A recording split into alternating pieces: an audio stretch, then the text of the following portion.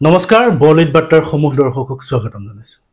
কঠিয়াতলি গৰুবন্ধা মিকিৰ গাঁৱত এক মৰ্মান্তিক ঘটনা সংঘটিত হৈছে। পুখুৰীত গা ধুবলৈ গৈ সলিল সমাধি ঘটিছে তিনিগৰাকী কিশোৰী।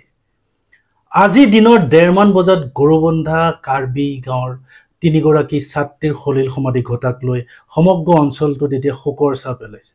এটা পুখুৰীত গা ধুবলৈ গৈ তিনিগৰাকী কৰুণ ছাত্ৰীৰ মৃত্যু ঘটিছে আৰু পিতৃ মাতৃৰ লগতে সমগ্ৰ অঞ্চল এতিয়া শোকৰ ছাঁত ভাগি পৰিছে।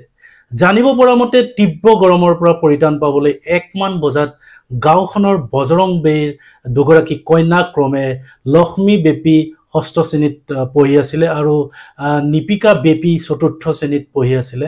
লগতে ইন্দ্ৰ পানিকাৰ 6ষ্ঠ শ্ৰেণীত পঢ়ি থকা কন্যা সুহানী পানিকা পুখুৰীটোত গা ধুবলৈ গৈ সলিল সমাধি ঘটাক লৈ এতিয়া সমগ্ৰ অঞ্চলটোত শোকৰ ছাঁ পৰিছে।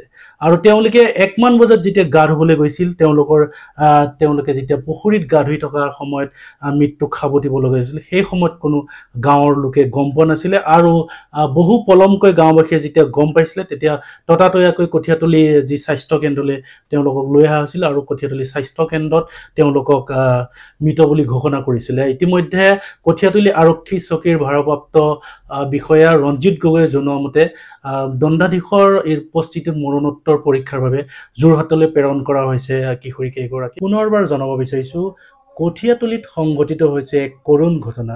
তিনিগৰাকী কণমানি ছাত্ৰীয়ে প্ৰাণ হেৰুৱাইছে আৰু পুখুৰীত গা ধুবলৈ গৈ তেওঁলোকে একেলগে প্ৰাণ হেৰুৱাব লাগিছে আৰু একেখন ঘৰৰে দুগৰাকী কণমাৰীয়ে প্ৰাণ হেৰুৱাক লৈ এতিয়া ঘৰখনৰ লগতে সমগ্ৰ অঞ্চলত শোকৰ ছাঁ পৰিছে।